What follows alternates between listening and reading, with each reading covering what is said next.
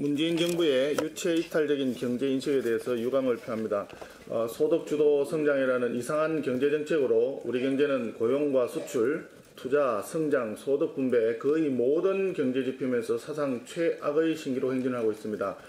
그런데 지난 대정부 질의 답변 과정에서 총리께서 이 문 정권에서도 잘한 것이 있다 하면서 국가 신용 등급과 외환 보유고 그 다음에 OECD 내에서의 성장률 등을 언급했습니다. 그런데 사실 알고 보면 국가 신용 등급은 지난 정부에서 이미 달성한 것이 더 나빠지지 않았다는 정도이고 외환 보유고는 경제 규모에 따라서 자동적으로 늘어나는 것으로 GDP 대비하면 비율이 오히려 줄었다. 그리고 성장률도 3050 클럽 7개국에 한정했을 때 미국 다음으로 두 번째이다. 이런데 OECD 전체 국가 중에서는 21위로 추락을 했습니다. 종전에는 15위, 13위 이렇게 왔다 갔다 하던 수준이었는데 OECD 중에서도 하위권으로 추락한 수준입니다. 그런데 더욱 점입 가격인 것은 지난 주말 청와대 경제수석이 긴급 경제 브리핑을 했는데 여기에서도 장밋빛 전망만 가지고 얘기를 했습니다. 1인당 국민소득 3만 불 돌파 축하할 일이지만 지금 현재 전체적으로 고용률과 실업률이 사상 최악을 기록하고 있는 상황에서 또 자영업자의 폐업 사태가 진행되는 상황에서 국민들은 체감하기 어렵다. 설비 투자가 늘어나는 것으로 표현한 것도 국민들을 호도하는 내용입니다.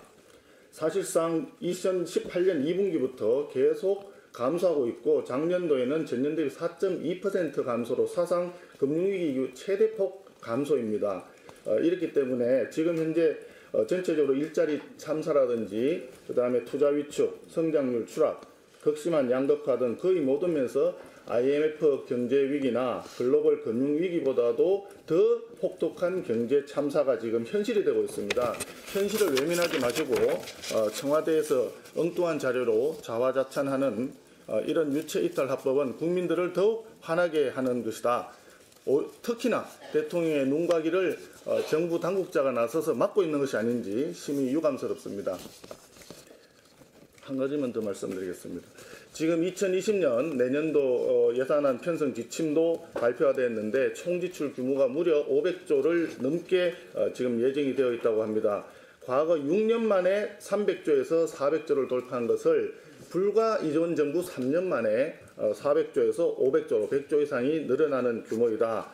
전체적으로 GDP 규모 대비해서도 재정 규모를 종전의 21.9%에서 23.6%로 1.7%나 폭등하는 수준입니다. 재정 수입이 적자로 전환되고 국민들은 먹고 살기 어렵다고 아우성인데 정부만 재정 지출을 어떻게 더 늘릴 것인가 고민하고 있는 그런 형국입니다.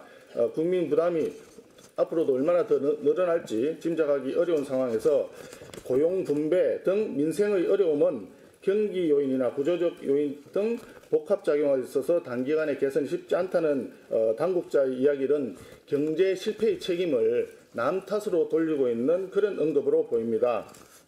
일자리 예산 54조 원을 쏟아붓고도 그 구조적 요인이라는 핑계만 대고 있는 후한무치한 모습을 보면서 국민들은 묻고 있습니다.